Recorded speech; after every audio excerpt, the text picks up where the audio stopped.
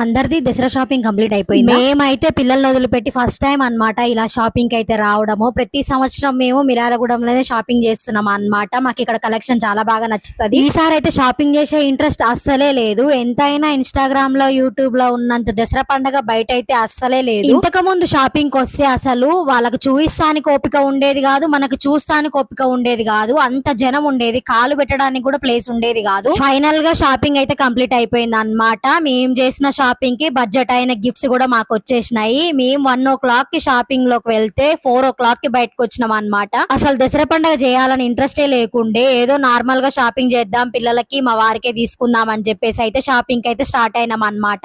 అసలు మెయిన్ అయితే నల్గొండలో తీసుకోవాల్సి ఉండే, అక్కడ మంచి కలెక్షన్ అనిపించక మిర్యాలగూడెం రావాల్సి వచ్చింది అన్నమాట. ఇంకా ఆ టైం కి 4 o'clock కి మేము బయటికి వెళ్ళి అప్పుడు ఇక లంచ్ చేసినాం అన్నమాట. నల్గొండలో షాపింగ్ చేద్దాం అని చెప్పేసి అయితే లంచ్ చేయకుండా వెళ్ళినాం అన్నమాట. మేము ఎంత బడ్జెట్ లో షాపింగ్ చేసి ఉంటామో డెఫినెట్ గా నాకైతే కామెంట్ చేయండి. అలాగే మీ దసరా షాపింగ్ కంప్లీట్ అయిందా అయితే డెఫినెట్ గా నాకైతే కామెంట్ చేయండి. ఉంటాం. By by.